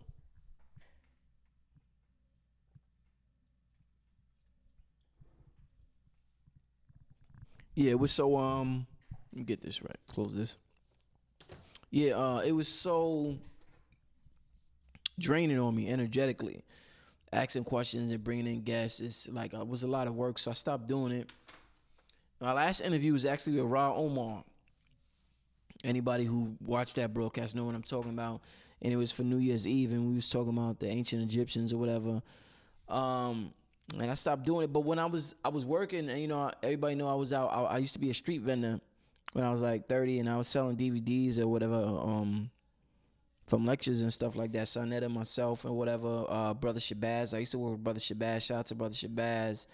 And everybody used to just always constantly come up to me and tell me how much they love my radio show and when I'm gonna get back to it. And they used to say, "Yo, when you gonna bring back the show, man?" They used to say, "Yo, we love your questions," and it was just so overwhelming. Like they just kept coming to me, like every month, every other month, every year. Like people would just constantly tell me, "Yo, we love your show. Yo, we love," and I didn't know I got that much love. I didn't know I got that much love. I knew people liked my shit, but I didn't know it was on that level where I stopped my shit and 3 years later, people still talking about it and asking me when I'm coming back. So I'm like, damn, maybe I'm good at, maybe I am really good at this. Maybe I should, come back. And then the YouTube came around the platform, and I just decided to go to YouTube, and that's when y'all started seeing me with Griff and Dick Gregory, and all of them shows, and the rest is history or whatever. But really, your passion talks to you. It haunts you. It haunts you. If you don't listen to it, you ain't gonna be happy. I don't care how much money you got. You're gonna be miserable. So, you know what I'm saying? It is what it is what it is. You know what I'm saying? Fire ass questions. Sparkles and Sweets TV. What a name. Sparkles and Sweets TV. Sparkles and Sweets TV. Let me ask you, sister. Are you coming to the conference or are you getting a live stream? I'm singling you out. Sparkles and Sweets TV. Are you coming to the conference or are you getting a live stream? That's what I want to know. Keep up the positive energy. AR81. No doubt, no doubt. Oh, I remember your blog talk show, Michael Bennett. That's what's up. That's what's up. All right. Or somebody's talking about Saturn coming back in your 30s. I think they say Saturn come every 7 years or every 30 years or something. I think the big Saturn return is every 30 years. So it's like 30, then the next one is 60 or something like that. But yeah, 30 was shit, man. That was a hell of a time for me at 30, man. Oh, man. I was trying to figure out a lot of things at 30, man. A lot of happy times, sad times when I was 30, man. Yo, Rich, can I send a beat to your email? Yeah, you can send a beat to my email. richandmerritt@yahoo.com. Send it to richandmerritt@yahoo.com. Think my Saturn came back at 28. Yeah, it'll come a couple of years early. It's around 30. It's not precisely at 30, but yeah, it could be 28, 29, yeah. But your Saturn return, it's not to say that it's a bad time. It's a time for you to do a lot of reflection. It puts a lot of things into perspective for you, and it forces you to make certain decisions in your life, man. So, or to prove yourself. You know what I'm saying? So discipline, I would say discipline is very important when your Saturn return is coming around. Very important, man. Very important. And that's something that we need to be into anyway, self-discipline. It's very important, man. Very important. So I'm about to wrap it up. I'm Dallas, but I'm definitely getting alive. Okay. Sparkles and Sweets TV says she's getting alive, family. All right. She left a bunch of emojis too. Goddamn, we happy. No, Rich N. RICHINMERIT. Man, it used to be spelled. I'm gonna have to put it in the comment section. Will we see the priesthood back on show soon? God damn. I talked to Minister Jew when I was having my baby shower. I was trying to get Minister Jew to come to New York. I wanted the brother to come to New York, and I was going to film him if he came to New York. Last time I actually filmed Minister Jew, he was in New York. He was in Brooklyn. We was in the park. I filmed him in Blue Pill. But I haven't had him and Noble Ampoule on the show collectively in a while. But yeah, I definitely got to reach out to the brothers. It's been a very busy year for me. And I try to cut down, if you'll notice, I cut down a lot on the phone interviews. The quality wasn't that good with the phone interviews, and I was trying different things and different things wasn't working, so I cut down on the phone interviews. Griff show coming back. Me and Griff show coming back. It's gonna be live. It's gonna be video and everything. But I cut back a lot on the phone interviews. So a lot of different people you would see me do with the phone interviews, I haven't been doing that much anymore. Leak Bull said Bobby Hemmitt is the light bringer, Lucifer, the light bringer. I hear that. Shit, Bobby taught us about Lucifer. Bobby taught us about all types of shit, man. He taught us not to be scared of the dark side. We was all scared of the dark side, man. Yeah, man. So, yeah, Griff audio got to be better. I agree. Kurt Wood said Griff audio got to get better. I agree. And that's why I've taken a break from it. And when we come back, it's definitely going to be better. Like I said, it'll most likely be video. So y'all get to enjoy that. Good question, J-Rod. Sufism. Can I do a show exploring Sufism? What's your son's first name? Sirius. I told y'all that. Little Sirius. I told y'all that. I just told y'all my connection. If you listen to the show earlier, and I told you my connection with Sirius isn't an intellectual one. My connection with the Sirius star constellation isn't because a nigga told me about some Egyptian shit and I think it sound fancy. I literally could go outside any day because Sirius is present in New York from September to, I would say, to spring or whatever like that. That's when you can see the Sirius star constellation in New York. I could go out. Out of 97% of people, I'm going to find the Sirius constellation before them. I'm like literally trained. Like I'm literally like every night, like literally everybody knows I take walks at night. At night, I take my walks. That's when I do my magic. At nighttime, I do my magic. I go and I do my walk. I could spot that motherfucker. Like it's amazing how fast I can spot it. Sometimes a lot of people, what a lot of people need. Listen, I'm so serious with the Sirius star constellation. A lot of people need to see Orion's belt, and then they can spot Sirius, right? Because once you see the Orion's belt, it's easy to spot Sirius. Sirius is so distinct to me. It's so different to me. I could spot it without seeing Orion's belt at this point. So imagine seeing 100 stars in the sky in New York City, but we don't see 100 stars because of the lights. So, I'm exaggerating a little bit. But all the stars in the sky at night in New York City, I could spot Sirius without even spotting Orion's belt. I could just look at a certain star like, that's Sirius. It's real bluish. It's bluish. It's more bluish than the other stars. Some stars have certain hue. Sirius is very blue, very, very, very bluish in New York, or at least in my interpretation. But it's very, very bluish from a New York City perspective more than the other stars. It's very bluish to me from the other stars, but I could spot it, and that's when I knew, damn, I'm really resonating with this star. I don't even have to spot Orion's belt. But sometimes I do got to spot Orion's belt. Or if I see Orion's belt, then I know it's not far away, and I'm looking for like a dope fiend looking for crack. But that's how I be. Imagine, how a crackhead look for crack and they be fiended out. If I see Orion's belt, I start looking for Sirius like a crack addict. And this was since I was 20 something, and intellectually, I have no idea why I do this. I just do it. So it's not that I've done 10 years of research on the series. No, it's just it's intimate. It's a personal relationship I have with this star. So so somebody could come here intellectually and tell you all types of shit intellectually about the Sirius and the Doe God and when they discovered, and that's great. I would sit here and I would listen. That's great. But my connection, I have a very intimate connection, very, very intimate, in which when you go and you talk to something every fucking night for 10 years, it got to be intimate, or every other night or whenever you see it or whatever, because it might get too cold here in New York and I may not go out. But the way I talk to this star, it's very, very intimate. So of course, when I have my most precious thing in the world, my son, of course I'm gonna, I want my son to symbolize something that I treasure so much, or something that helped me along my journey so much. So, and that's why it's the name. Some people would say that's not the African name, but that's the name that resonated with me since I was 20 something, since I was 20 years old in the Booker T. Coleman class. So even if I name, because Sirius has an African name as well, but that name won't resonate with me. The name that resonates with me is Sirius, because when I was 20, from 20 to my 30s right now, that's the name that I've been thinking of all the time. That's the name that has helped me get to where I'm at. So it had to be Sirius. That's why I said some shit is personal. Some shit is personal.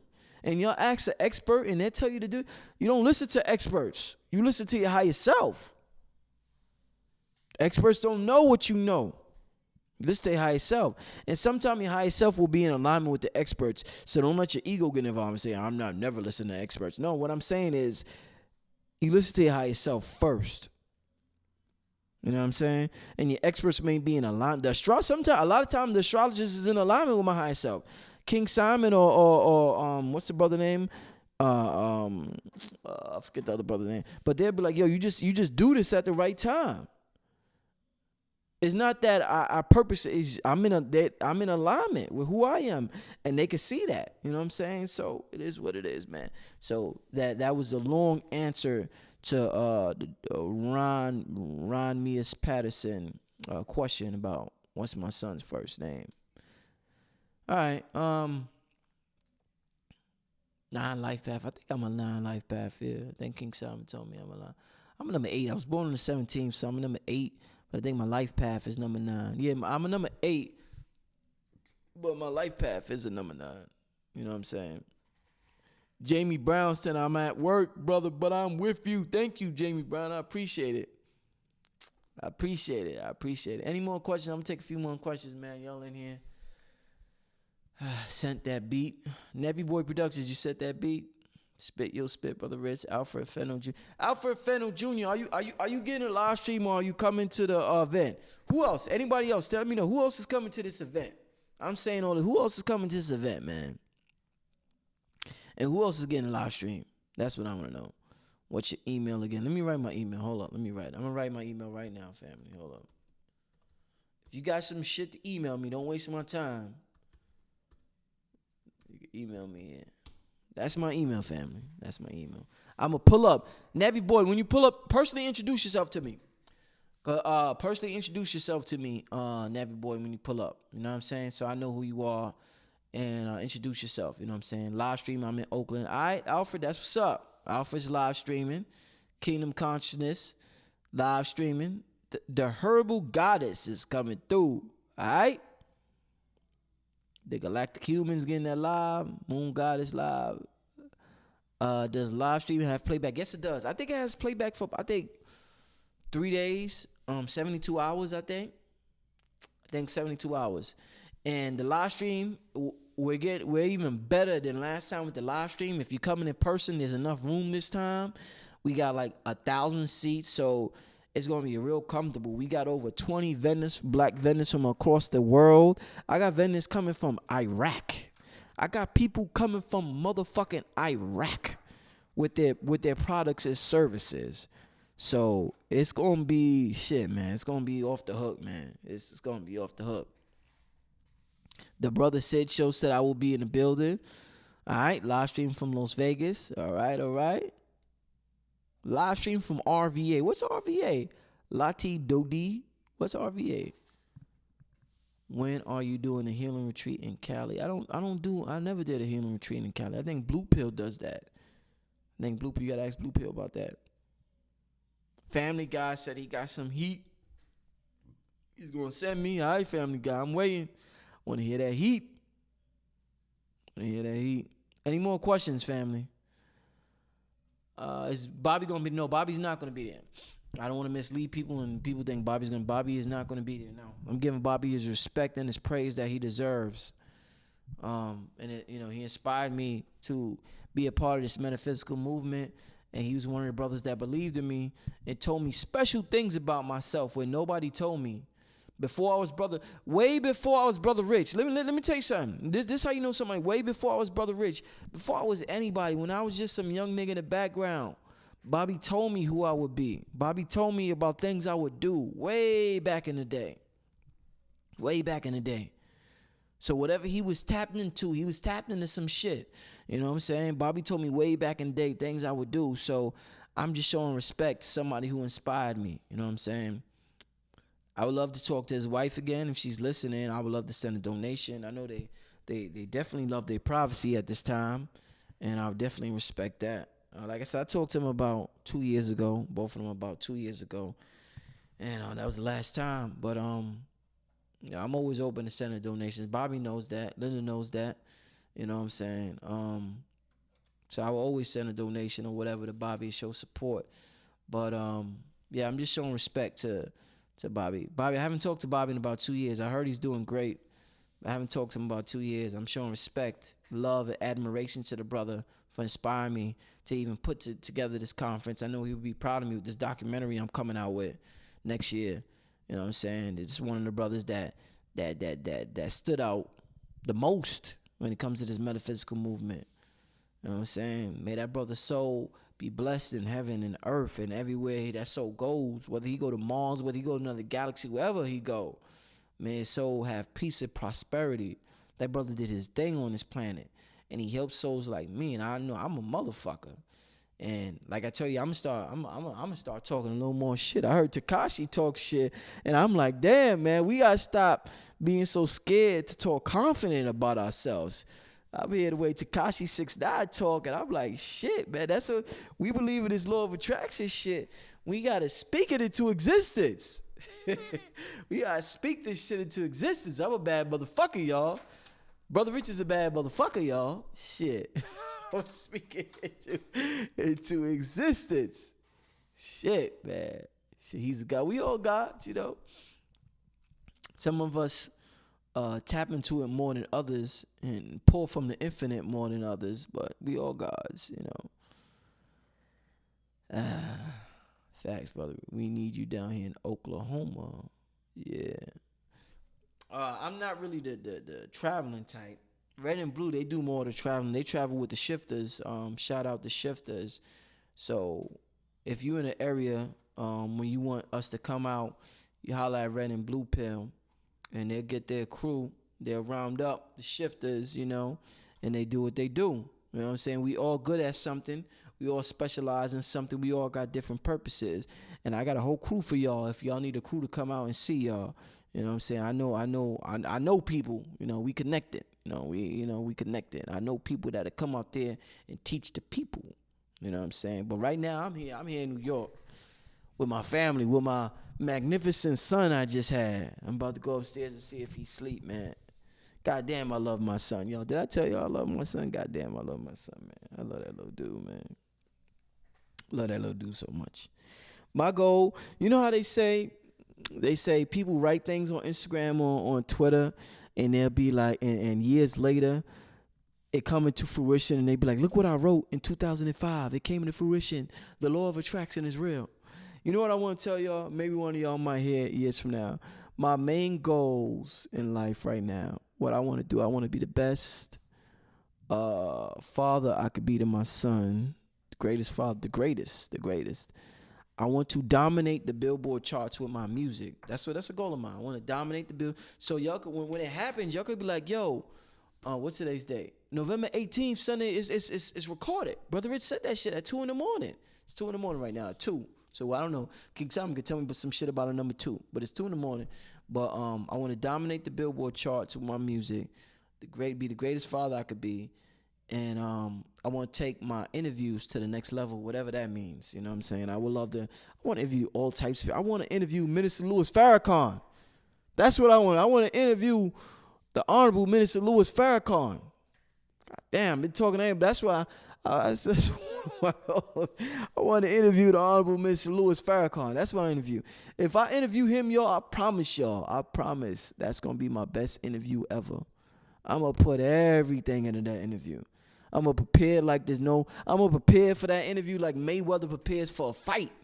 You know what I'm saying? Non-stop preparation.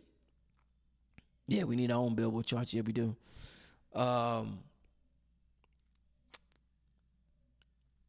2 is the number of the year, my yacht. Yeah. Okay.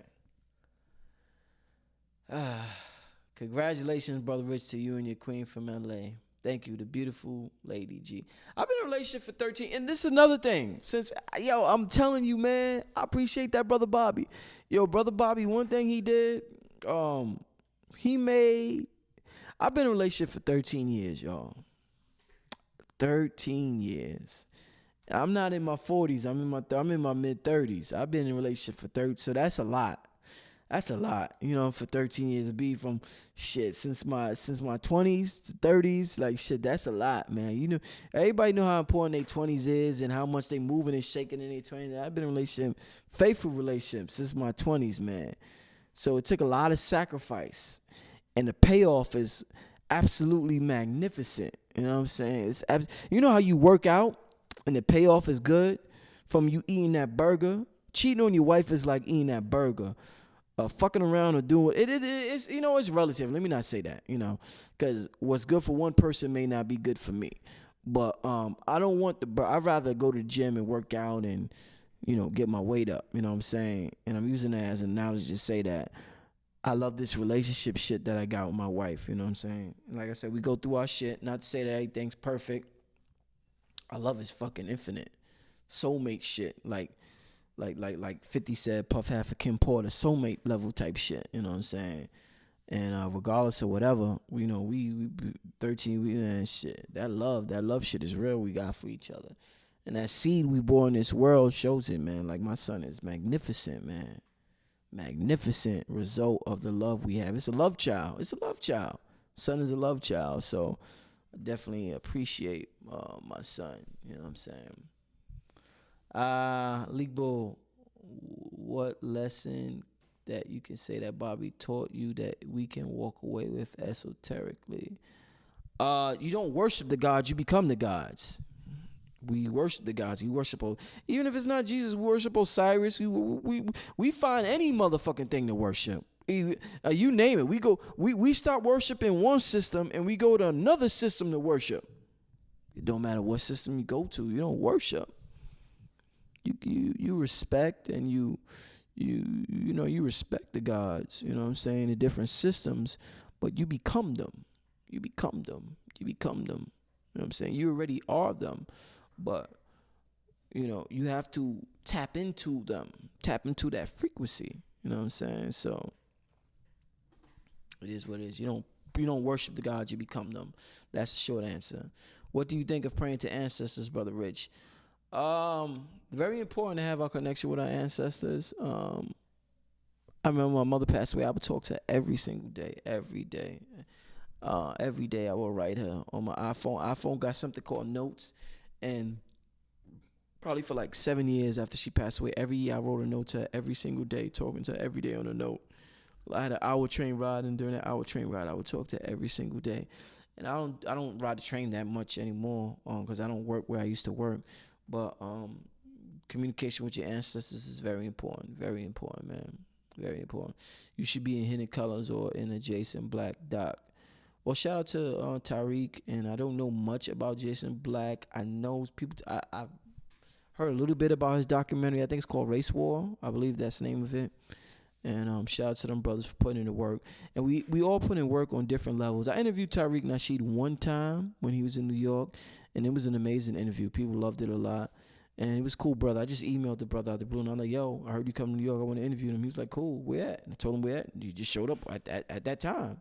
You know what I'm saying? He just showed up at that. It was that easy, you know what I'm saying? So shout out to that brother with what he do. He got a huge following, and the brother's very articulate with what he do, and he knows how to, the brother, he's just good. He's very good at what he do.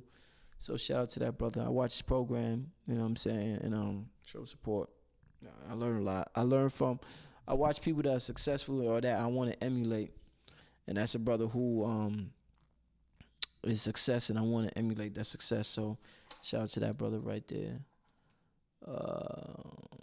Can you interview Solus Solari? I don't even know who that is. Solus Solari. I don't know who that is. I'm sorry. N4L. I don't know who that is. Yeah. So I guess that's it. That's it for tonight, family. I don't want to hold y'all and just say and dead end, just say a bunch of nothing. Pulling up on the 16th. It will be my first date with a queen from Maryland. Listen, shit, nigga. You said man, listen, hey, make that your first, make that a good, that's gonna be a good date. She gonna be like, damn, she gonna love that date. She gonna remember that date forever. So yeah, pull up with your date, pull up with your woman. We got masculine and feminine energy in the building that day. Masculine and feminine energy speaking in the building that day. I want everybody to come with a date that day. Everybody should come with a date if you can. You know what I'm saying? That'll be dope. That'll be real dope. That'll be real dope, man. So everybody pull up, man. I got tickets. If you're interested in purchasing tickets, advanced tickets in person, because you could get advanced tickets at Eventbrite. But if you want to buy a ticket from me personally, call me. Text me. I don't want to say call me. You know, you niggas will be calling for all types of crazy. Act like you buying tickets and not even buying. But text me, 646-472-4219. If you want to buy tickets, and we'll set something up where you can meet me in the city and get some advanced tickets. So text me, 646-472-4219. If you want to get advanced tickets and you want the ticket in your hand and you want to get it personally from Brother Rich. You know, and it'll be personally blessed by me.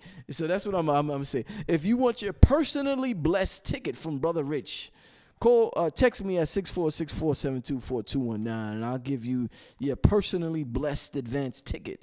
And that ticket is guaranteed to bless you and yours for the rest of your life down here. Yes. So many best wishes to you, family. You cool as hell, fam. Thanks, man. I appreciate it. Man. Definitely, man. Just do what I do.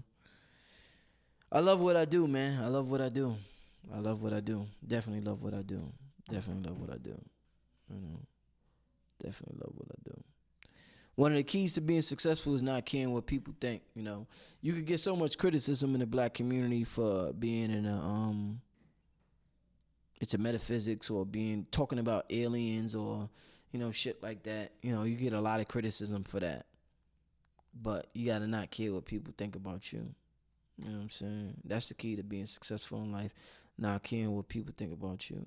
Because once you're successful at what you do, everybody gonna get on your wave anyway. When you good at what you do, everybody want to associate with somebody that's good at what they do.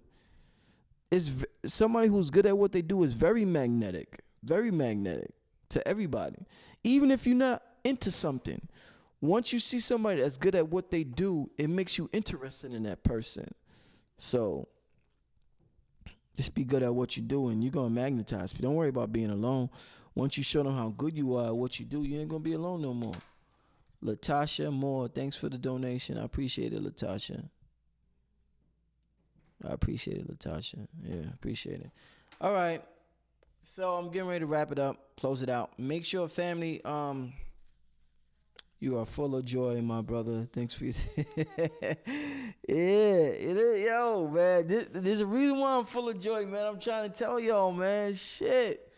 Following these laws in the universe, man. Shit, man. I'm not saying it's easy, man. Like I said, I went through a hell of a lot when I was 30, man, in terms of just figuring things out. Cause I was bold. I was doing my thing before I hit 30. I was like 26, 25, 26, 27. Even after my mother died, I was thriving. And it was like all of a sudden when I turned 30, some shit just, I don't know what the fuck happened. And some shit just happened. And I was just going through like some hard times, not just financially, emotionally, physically, spiritually, all types of lees, all types of lees. And just got up out of it, man. I figured things out. Man. Just figured things out. So everybody can figure things out, man. Everybody can figure things out. You know what I'm saying? All right, family. I'm signing out. Thanks for everybody for tuning in. Get out of here. I ain't gonna hold y'all tonight. I'm out of here, family. Appreciate and love all y'all.